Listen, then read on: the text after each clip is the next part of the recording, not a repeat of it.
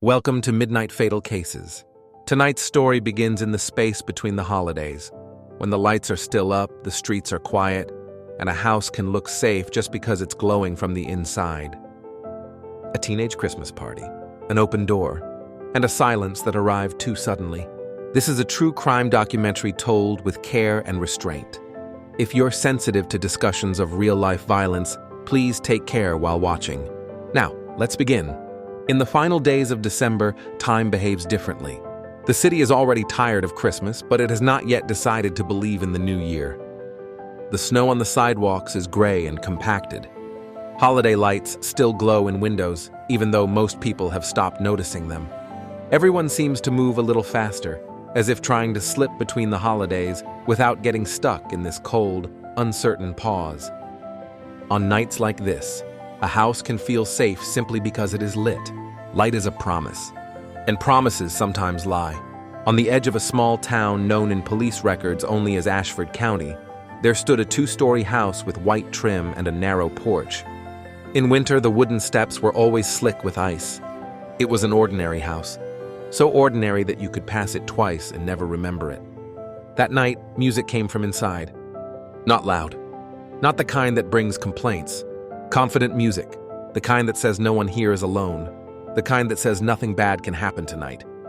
It was a teenage Christmas party, held in that dangerous window of time when adults relax and teenagers grow bolder. Parents were away for the night visiting relatives. Someone left a key under a mat. Someone promised no guests. Someone believed it. Inside were kids who had never learned to feel vulnerable. 16, 17, 18 at most. An age where fear feels like something that belongs to other people. An age where the worst stories live on screens and can be shut off with a tap. But this story could not be turned off. Everything we know for certain does not begin with a scream. It begins with silence, a silence that arrived too suddenly. A man named Marcus Vale lived across the street. He later told police he noticed it almost by accident. He worked late shifts for a delivery service and came home just after 1 in the morning. Normally, parties irritated him. Normally, he closed his windows and went straight to bed. That night, he stepped out of his car and realized the music he had heard earlier was gone. Not fading. Gone. As if someone had pressed stop and stopped the air with it. The house across the street was still lit. Colored lights flickered in the living room window. The outline of a Christmas tree cast a soft shadow against the wall. It looked right. Almost comforting. And that was what made it feel wrong. Because the light remained, but the movement was gone. No one stepped outside for fresh air. No laughter spilled into the street. No doors opened. No chaotic rhythm that always follows a group of teenagers. Marcus stood still and listened. That was when he heard something else. A brief metallic sound, as if something small had fallen.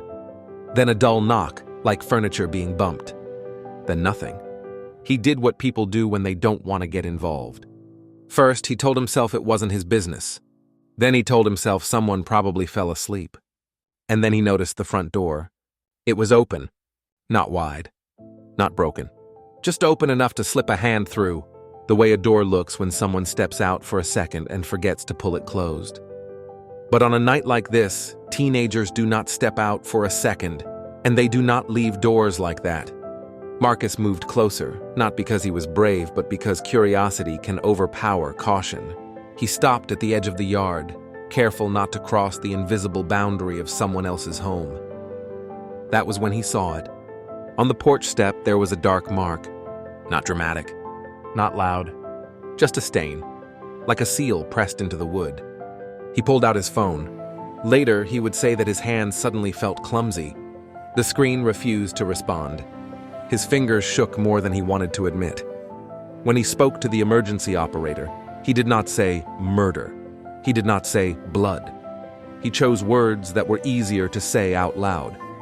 There's a party. Teenagers. And the door is open. I think something's wrong. The operator asked if he could hear voices. Marcus paused. In that pause was more meaning than in any sentence. No, he said. 7 minutes later, the first patrol car arrived. The report would later read, arrival time 1:12 a.m. But for Marcus, those 7 minutes stretched into something much longer. Headlights swept across the snow like ash. 2 officers stepped out, calm, efficient. Holiday nights have a way of dulling the edge of danger.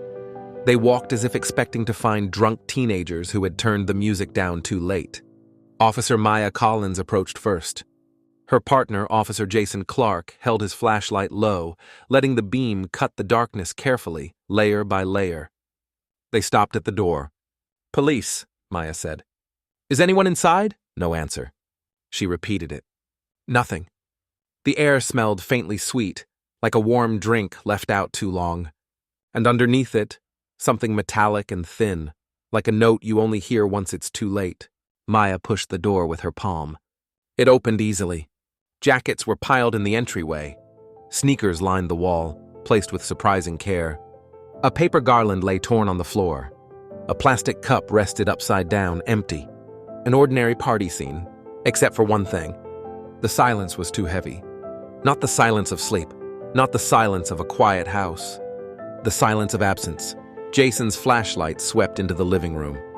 The television screen was black. A plate with cookies and crumbs sat on the table. A blanket had been thrown aside on the couch, as if someone stood up in a hurry. And on the floor, just beyond the edge of the light, was something that made Maya step back. She did not name it right away. Officers rarely do. Words make reality final. She only said, "Jason, step back. Call for backup. And medics." Jason nodded without speaking. Outside, Marcus pressed himself against his fence and stared at the windows. He wanted to hear shouting. Shouting would mean life. Shouting would mean something could still be fixed. Instead, he heard Maya's voice over the radio, low and controlled, as if she were afraid of disturbing the house. "We have multiple victims. It appears critical." Later, when the street filled with flashing lights and police tape reflected off the snowbanks, it would become clear that the word multiple had been generous. Inside were 5 teenagers. 5. At an age when life should be beginning, not ending. But for now, we stay at the threshold. At the open door. At the light still glowing. At the silence that never should have settled over a house full of laughter. Because this is how the New Year's nightmare begins. Not with fireworks, but with music that suddenly stops. Before the house across from Marcus Vale became a sealed crime scene, it was simply the Mercer place to the teens who lived nearby. Not because the family name mattered, because it was the kind of home that felt open, a wide kitchen, a finished basement, a living room big enough to hold a crowd without anyone feeling crowded, the kind of house where adults said things like, "Sure, bring a friend," and meant it. The kind of house where the rules were real but gentle. The kind of house teenagers remember years later as the last place that still felt like childhood. The address belonged to the Mercer family in the property records, but the night of the party, it belonged to their daughter, Harper Mercer. Harper was 17, the oldest of 3, the responsible one in the way older siblings learn to be responsible. Not because they want to, but because someone has to. Teachers described her as steady. Friends described her as the planner. She kept a small notebook in her backpack with lists that made her feel calm. Homework, shifts, appointments, things to remember. That week, one line had been circled twice. Party on Friday. It was not supposed to be a wild party. That's the lie most of these nights are built on. Harper had told herself it would be small. A few friends. A movie. Snacks. Music low enough that the neighbors wouldn't care. She had even texted her mother, Eliza Mercer, a promise in neat punctuation. "We'll be asleep before midnight. I swear." Eliza and her husband, Grant, were not careless parents. They were tired parents. Ashford County had been running on exhaustion for months. Long commutes. Short tempers. Too much work, too little space. The holiday week had given them one rare gift. Time. They decided to spend one night away with Eliza's sister who lived 2 towns over. "Just one night," Eliza said, as if saying it could protect it. They left around 8:30, after checking the locks the way good parents do when they're trying to be good. They left a list on the counter. Emergency numbers, a reminder to keep the back door closed, a note that ended inevitably with, "Love you." Harper watched their taillights disappear and felt the house change. Not physically, emotionally. A house without adults breathes differently. It invites risk. It invites performance. It invites teenagers to test the edges and see if anything breaks.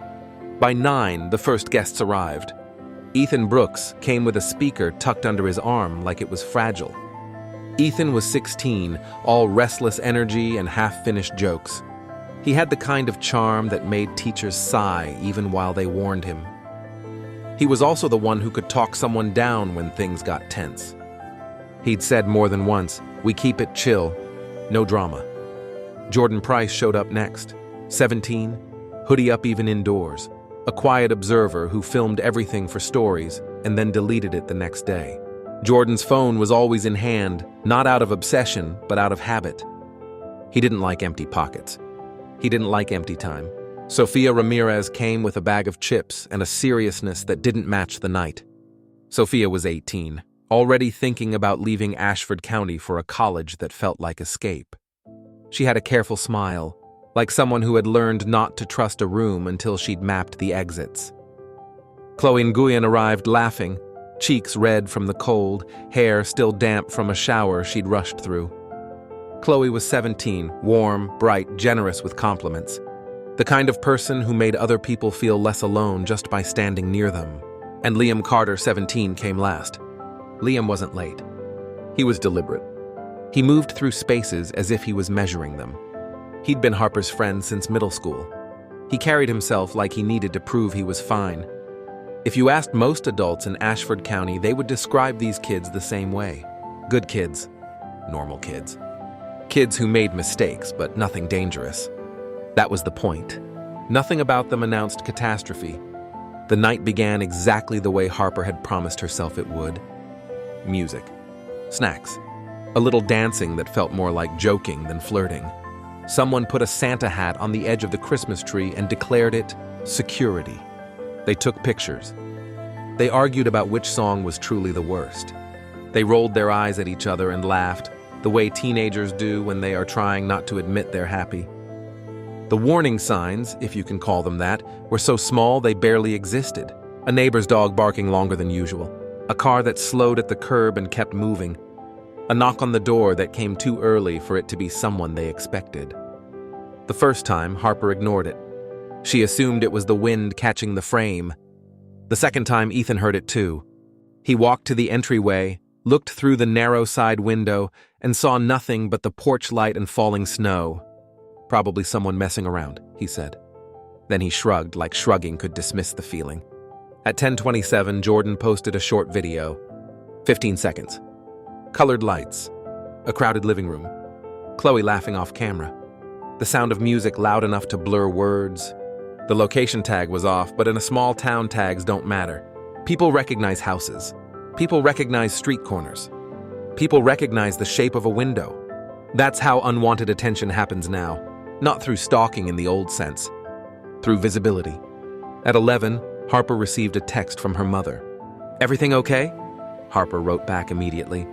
"All good. Just hanging out." Then she added a second message, because guilt always follows teenagers with good parents. "Everyone is being respectful," Eliza replied with a single heart. A small pixel that, in retrospect, feels like a goodbye. Around 11:15, Liam stepped outside onto the porch for fresh air. He later would not be able to explain why he did it. There was no argument. No fight. No dramatic reason. He just felt the heat of the house pressing on him and wanted cold. The porch boards creaked under his weight. The street was quiet. And across the road, Marcus Vale's house sat dark, his car not yet home from work.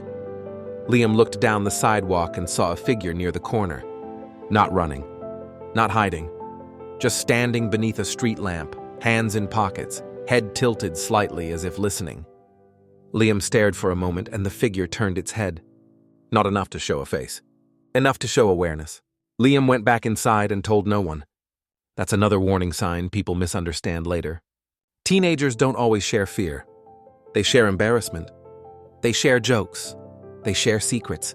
Fear, real fear, often gets swallowed because admitting it feels like admitting weakness.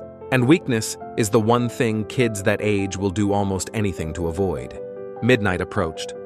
The room grew louder, not out of chaos, but out of expectation. The idea of counting down was in the air, even though it wasn't New Year's yet. The season makes everyone hungry for a moment to mark.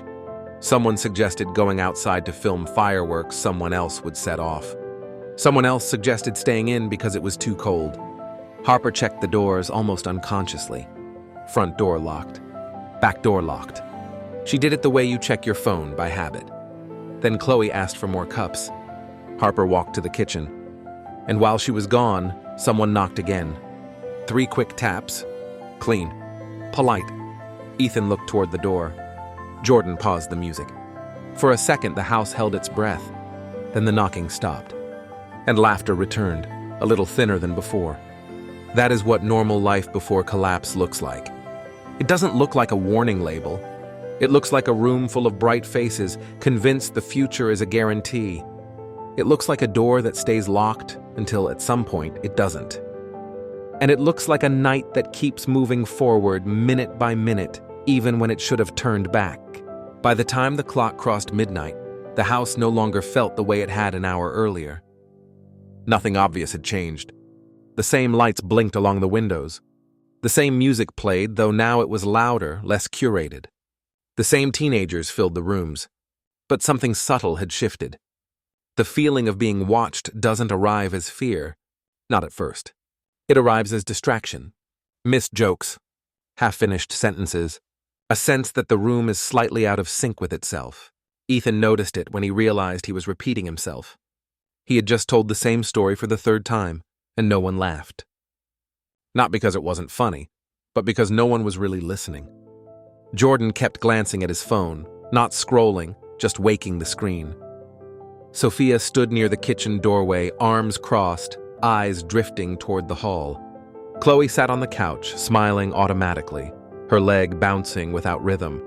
Harper felt it most clearly. It was her house, and houses speak to the people who know them best. She noticed the way sound moved differently, how laughter didn't echo the way it should, how the hallway felt longer than usual, how the front door, which she had checked earlier, now sat just slightly misaligned in its frame. Not open, just not right. She told herself it was nothing. That's what escalation looks like in real life. Not panic. Reassurance. At 12:16, Jordan's phone buzzed. A message in the group chat. From Ethan. Did someone just knock again? Harper typed back immediately. No. I'm in the kitchen, Sophia added. I heard it too. Chloe wrote. Probably wind? No one wanted to be the person who said what they were all thinking. That it didn't sound like wind. 3 minutes later, there was another sound. Not a knock. A soft click. The kind of sound doors make when a latch moves but doesn't fully engage. Harper froze. She stood at the kitchen counter holding a stack of plastic cups and listened as her pulse climbed into her throat. The refrigerator hummed. The music played. Someone laughed too loudly at something that wasn't funny. And then Harper heard footsteps.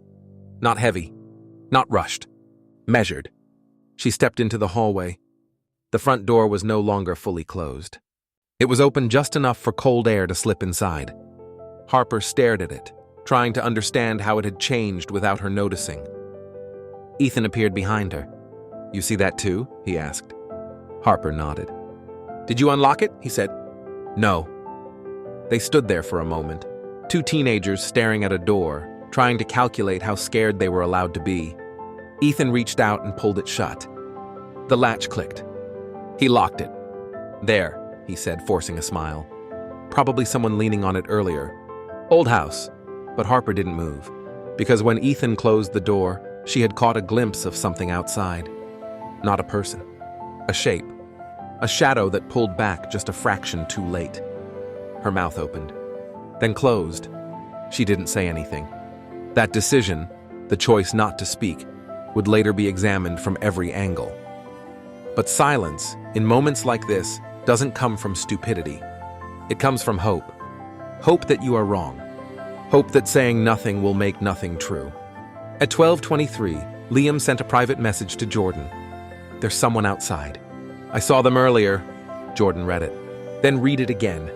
He typed, like who? Liam didn't answer. Not because he didn't want to, because he didn't get the chance.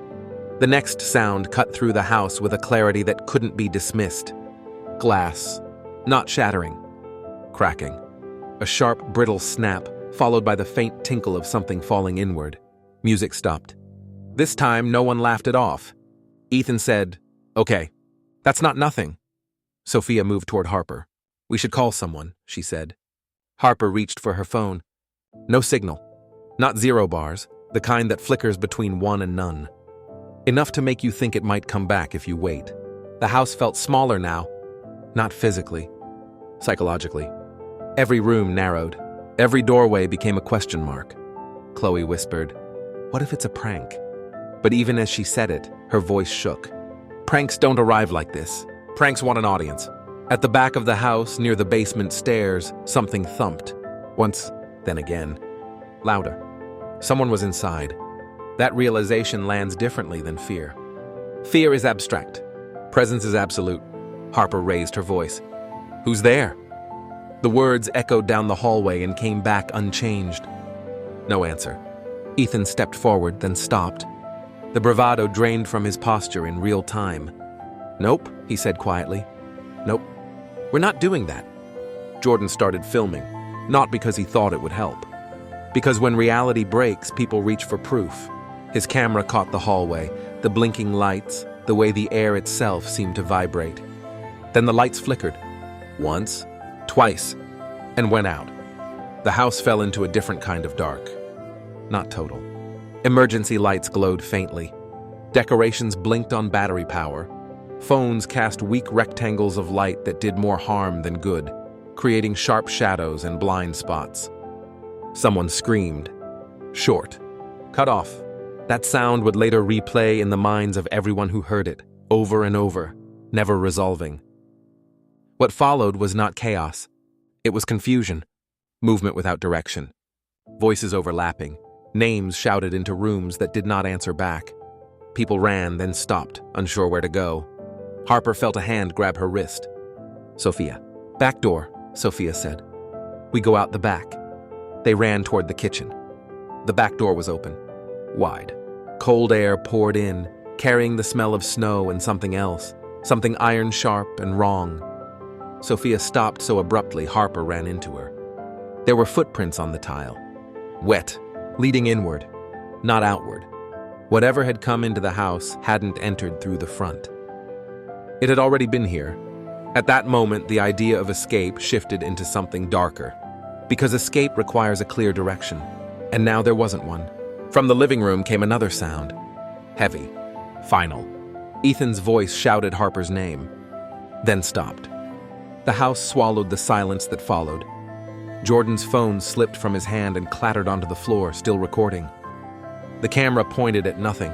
At shadows. At the aftermath of movement rather than the act itself. Later, investigators would watch that footage frame by frame. They would note the exact moment the screaming stopped. They would listen to the breathing, the panic, the sound of someone whispering, "Please," not knowing who they were speaking to. But in that moment, there was no analysis. Only survival instinct colliding with disbelief. Harper backed away from the kitchen. Chloe stood frozen near the stairs, her mouth open, no sound coming out. Liam appeared at the end of the hall, eyes wide, blood on his sleeve from someone else. "They're dead," he said. And then he corrected himself, because denial still had power. "I think they are." That was when the house stopped feeling like a house and started feeling like a trap. The escalation did not explode. It tightened, minute by minute, room by room, until every breath felt borrowed. And the night that had promised laughter began demanding something else entirely. The moment a night becomes irreversible is rarely the moment people expect. It isn't always the first scream. It isn't even the first sign of danger. It is the moment the mind stops negotiating. The moment you realize the rules you trusted, locks, lights, neighbors, the idea of someone would hear, have stopped applying. Harper Mercer reached that moment in the kitchen doorway, staring at wet footprints that led into her house. She had been raised to believe that danger comes from outside. A stranger, a break-in, a loud threat. But the marks on the tile told a different story. Someone had already crossed the line, and had taken their time doing it. Sophia's hand tightened around Harper's wrist. "We need to leave," she whispered. Harper tried to answer, but her voice didn't work. Her throat felt too small for language. She lifted her phone again, holding it higher, as if the air near the ceiling might offer signal. One bar flickered, then vanished. Jordan had dropped his phone near the living room. Its camera light still glowed faintly on the floor like a trapped firefly. The recording continued, blind and useless, collecting only sound and shadow. Chloe stood near the basement stairs, frozen in a way Harper had never seen before. Chloe had always been motion. Always a laugh, always a comment, always a hand on someone's shoulder. Now she looked like a photograph. Liam, at the end of the hall, stared past them. Not at Harper. Not at Sophia. Past them into the dark. His lips moved once. "No," he said, and it didn't sound like a word. It sounded like a refusal. A new sound came from upstairs. Not a thump this time. A slow creak, like a floorboard giving under a careful step. Someone was moving above them. Harper's house had always had a loud staircase. The third step squeaked. The landing clicked. Everyone who lived there knew the pattern. The steps above them did not match that pattern. They were too controlled, as if whoever moved up there had already learned the house. Harper pictured her parents' room. The closed door. The drawers. The little safe in the closet where her father kept documents. The thought arrived absurdly as a question. Why would someone go upstairs? Then another creak, closer to the stairs. Sophia pulled Harper back, deeper into the kitchen. She gestured toward the pantry. "Hide!" she mouthed. The pantry door was narrow. Shelves crowded with cereal boxes, canned soup, holiday baking supplies. It smelled faintly of cinnamon and cardboard. Harper didn't want to hide. Hiding felt childish. But the alternative felt like stepping into something that didn't have a shape yet. They pushed into the pantry. Sophia went first, then Harper, then Chloe, who moved like someone waking from a trance. The three of them crouched between shelves, knees pressed into hard tile, trying not to breathe too loudly. From the living room, there was a brief rustle. A chair shifting. Then silence again. Harper's heart hammered so hard she was afraid it would become sound. Sophia's face was inches from hers. In the dark, Sophia's eyes looked almost black. Sophia lifted a finger to her lips. "Be quiet. Be small. Be invisible." Harper tried. Outside the pantry, somewhere in the hallway, a phone buzzed. Not a ring, just a buzz, short and persistent. Harper recognized it. Her mother's ringtone, assigned to Eliza's number, was a simple chime. But the buzzing now was something else. Some other phone, some other notification, trapped under a couch cushion or in someone's pocket. A fragment of normal life refusing to stop. Footsteps moved on the first floor. Slow, measured, not searching wildly. Moving with certainty. Harper's mind tried to build an image. A burglar? Number. Burglars hurry. They grab, they leave. This felt like someone who wasn't afraid of being caught. Someone who believed the house belonged to them now, if only for the night. The pantry door shifted slightly. Not opening. Just the faint pressure of someone's hand resting against it, testing. Harper's stomach turned to water. A breath came from the other side. Close. Human. The door didn't open. The hand withdrew. The steps moved away. Harper didn't know if that meant they were safe or if it meant something worse, that the person outside didn't need to look because they already knew the house well enough to know where people would hide. From upstairs came another sound, a door opening, then closing. Softly. No slam, no panic. Just control. A whisper slipped through the house. Not Sophia's, not Chloe's. A low, almost conversational voice, too calm to belong in a night like this. "You can stop." Harper's entire body went cold. The voice wasn't shouting. It wasn't threatening with volume. It was threatening with certainty. "You can stop hiding," the voice said again, closer now. There was a pause. "Come out and nobody else gets hurt." That sentence is a trap every time, because it makes the listener think there is still a choice.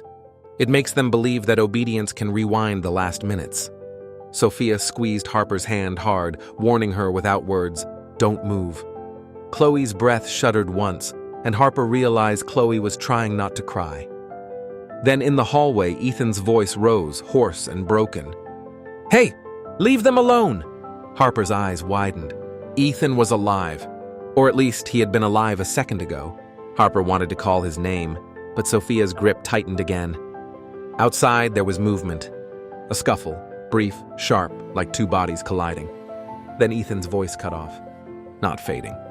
Cut off. The kind of silence that follows is different from the silence before. Before, silence is uncertainty. After, silence is information. Harper pressed her forehead against the pantry shelf and tried not to make a sound. Her mind threw up images. Ethan grinning, carrying a speaker like it mattered. Ethan telling everyone to keep it chill. Ethan trying to be brave. The voice returned, closer still. "Harper," it said. Not shouted. Spoken like a teacher calling a student. Harper's blood turned to ice. How did it know her name? Her first thought was Jordan's video. The story tag. The visibility. Her second thought was worse. Someone here had told it. Someone had invited it. Harper wanted to believe the first answer, because the second answer meant betrayal, and betrayal is heavier than fear. Harper's breath caught, involuntary. Outside the pantry, everything went still. Then the doorknob turned. Slowly. The latch clicked. The pantry door opened. Light from the kitchen spilled in, harsh and wrong. A figure stood in the doorway. Harper could not see the face clearly at first, because the light behind it turned the person into a silhouette. But she saw the outline of a winter jacket, gloves, a hood, and she saw in the hand closest to the doorframe something that caught the faint blinking of holiday lights. Not a gun, not something cinematic, something ordinary, something that should have stayed in a kitchen drawer. Sophia moved first, not toward the door, in front of Harper, a human shield made of instinct. "Please," Sophia said, voice steady in a way that didn't match the terror in her eyes. "Please, we'll go. We won't," the figure interrupted without raising its voice. "Not you," it said. And that was the moment Harper understood what the night had become. Not random, not a mistake. Chosen. Targeted. The figure stepped into the pantry. The shelves made it cramped, intimate, impossible. Harper's shoulder brushed a cereal box and the cardboard rasped loudly in the silence. Chloe made a choking sound. Then she bolted. Not out of courage, out of panic. She ducked past the figure and ran into the kitchen. Harper heard her footsteps on tile, wet, fast. Then a crash like a chair being hit. Then Chloe's voice breaking into a scream that turned into a single word. "Help!" The figure turned toward the kitchen. For 1/2 second, the pantry door was no longer blocked. Sophia grabbed Harper. "Now," she whispered. They ran. Not toward the back door because it was open. Not toward the front door because the hallway was dark. They ran toward the only place Harper's mind could name as shelter. The laundry room. Small. No windows. A door with a cheap lock. They slammed inside and Harper twisted the lock with shaking fingers. For a second, there was nothing but their breathing and the roar of blood in their ears. Then a sound in the hallway. Slow footsteps. Approaching. Harper backed against the washing machine, hands raised as if surrendering to air. Sophia stood in front of her again, chest rising and falling in sharp, controlled breaths. From somewhere else in the house came another confused voice. "Harper? What's going on?" A pause. Then a soft, low answer from the intruder, too calm to belong. A sudden scramble, running, stumbling, a door hitting a wall. The laundry room door rattled once. Tested. Then the voice, close now, almost amused. "You're making this harder than it has to be," Sophia whispered, so quietly Harper barely heard it. "If the door opens, run." The doorknob turned. The cheap lock held for a fraction of a second. Then it failed with a small, pathetic snap. The door swung inward. Harper's mind focused on details. The scuff marks near the hinge. The lint on the floor. The way blinking holiday lights from the hallway made the intruder's silhouette pulse. Sophia shoved Harper sideways, toward the narrow gap behind the dryer. "Go," she breathed. Harper scrambled into the gap, scraping her arm on metal, tasting dust. Sophia stepped forward. Not because she believed she could win, but because she believed she could buy seconds. Harper watched through a crack between the machines. She saw Sophia's shoulders squared. She saw the figure's hand lift. She saw movement, close and fast, too tight to describe without turning it into spectacle. Then Sophia fell out of frame. Harper covered her mouth with both hands to keep from screaming. The intruder stood still for a moment, breathing. Not frantic, not out of control. Breathing like someone after a long walk. Then the figure leaned closer to the machines, and Harper realized with sudden clarity it knew she was there. This wasn't hide and seek. This was inevitability. A phone buzzed again somewhere in the house, stubborn as a heartbeat. Outside, far away, a siren began to rise, faint at first, then closer, then unmistakable. Marcus Vale's call had gone through. Help was coming, but the turning point had already happened. Because help does not undo a choice once it has been made. Help arrives to document what the night has already taken. Harper felt tears spill down her cheeks without sound. In the narrow gap behind the dryer, she understood the quiet horror of it. That the world could still be outside, counting down to a new year. And inside this house, time had stopped being a promise. It had become a weapon. And whatever happened next would follow her out of this room, out of this house, out of this season, for the rest of her life. And by the time the first sirens reached the street, the house had already become something else. No longer a place where people lived. No longer a place where laughter had echoed just an hour earlier. It had become a container. For damage. For evidence. For questions that would never fully close. The intruder did not run. That detail would matter later. When Officer Maya Collins and Officer Jason Clark entered the house, they did not encounter chaos in motion. They encountered aftermath, a stillness that did not belong in a house filled with teenagers. The lights were out except for battery-powered decorations blinking erratically, as if confused.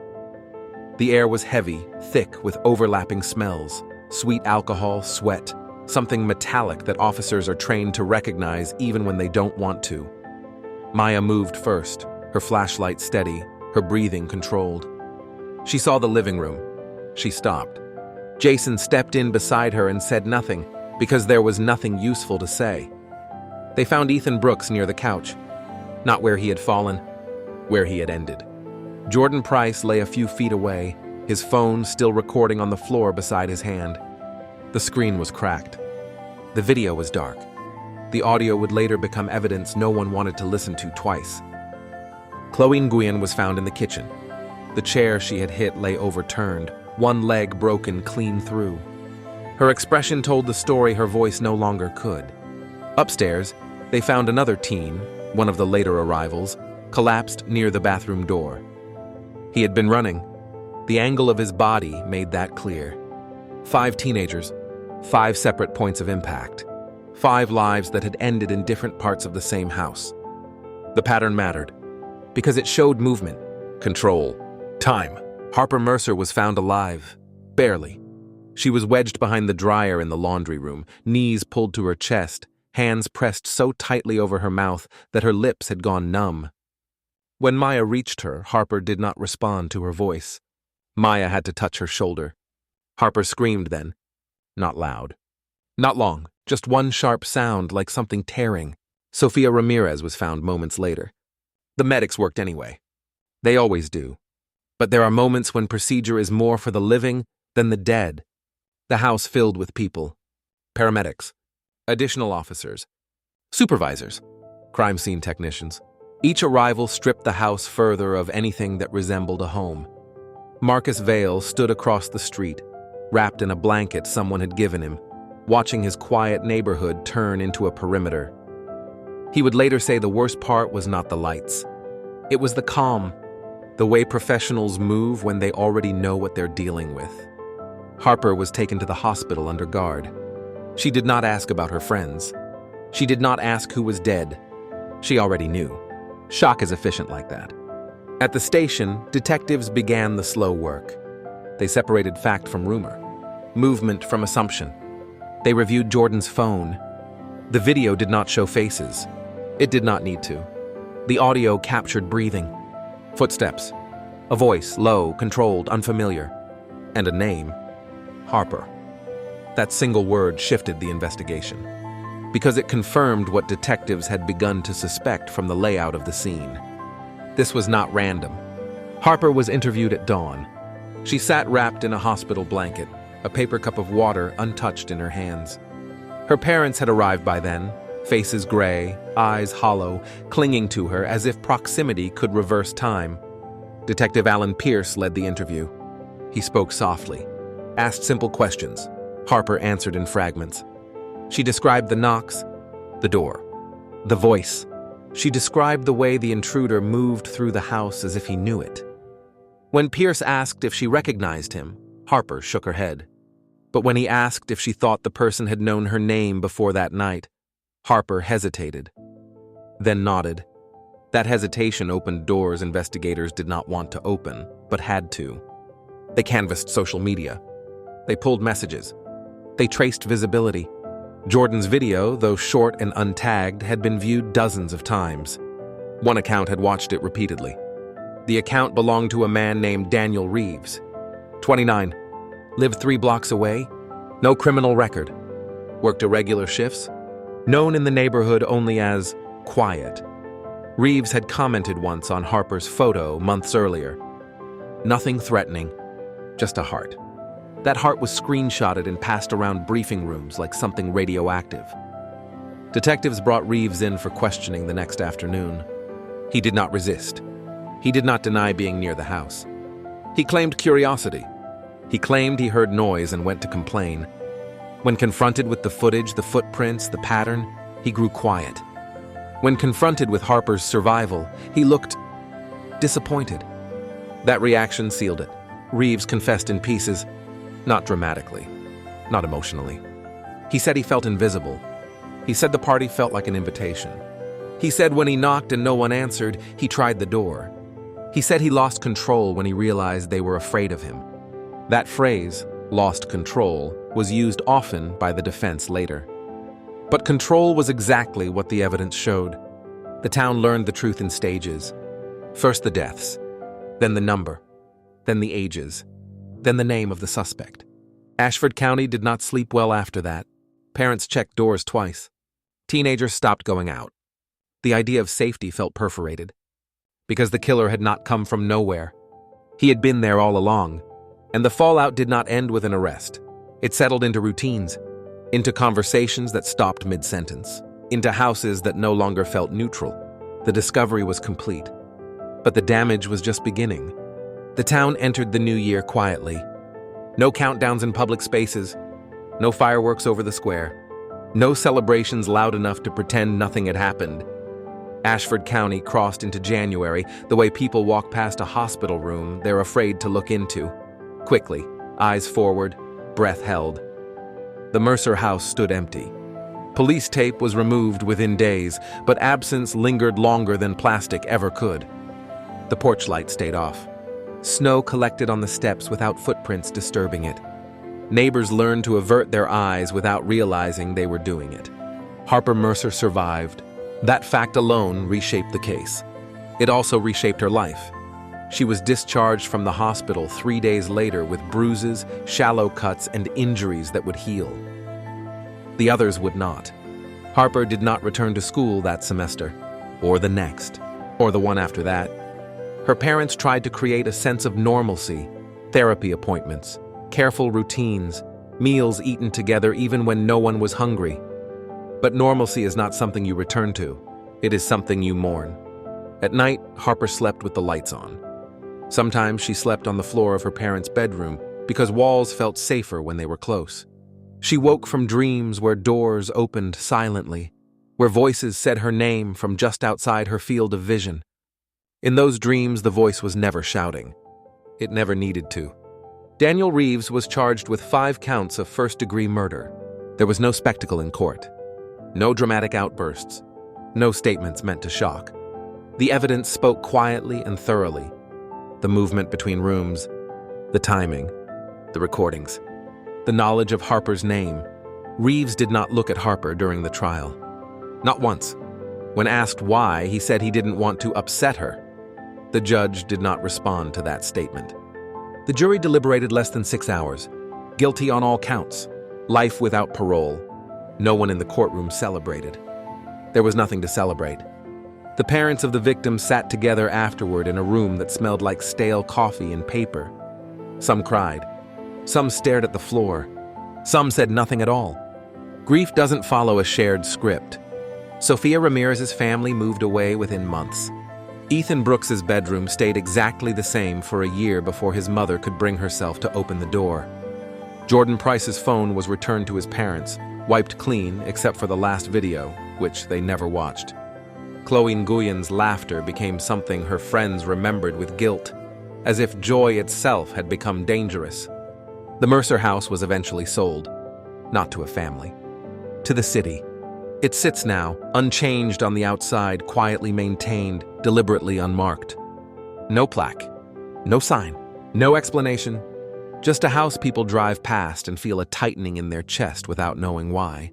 Marcus Vale still lives across the street. He no longer works night shifts. He no longer ignores unusual silence. On Christmas Eve, he turns off his porch light and goes to bed early. He says it's tradition now. Harper eventually left Ashford County. She chose a university far enough away that snow felt unfamiliar. She changed her major twice. She does not attend parties. She does not like music played loudly in enclosed spaces.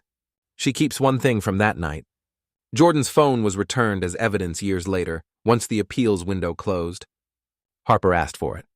Not to watch the video, but because it proved something important, that what happened was real, that she did not imagine it. Every December, as the year draws toward its end, Harper does the same thing. She locks her door. She checks it twice. She sits quietly until midnight passes. Not because she expects danger, but because she understands something now. That horror does not announce itself with chaos. That it often arrives politely. That it sometimes knocks. The new year always comes. The calendar always turns. But some nights refuse to stay in the past. They follow you forward, silently. Like a shadow you only notice when the light is just right. And that is the true ending of this story. Not the trial, not the sentence, not the empty house, but the knowledge that a single night, meant to be ordinary, meant to be safe, can divide a life into before and after. And that for those who lived through it, the countdown never really ends. Thank you for watching Midnight Fatal Cases. If this story stayed with you, please consider subscribing. It helps the channel grow and allows me to keep making long-form, careful true crime documentaries. You can also like the video if you found it valuable, and I'd really like to hear from you. What's your honest opinion about this case? Do you think anything could have been done differently that night? Or was it the kind of tragedy no one sees coming? Leave your thoughts in the comments, and please keep the discussion respectful. Good night, and I'll see you in the next case.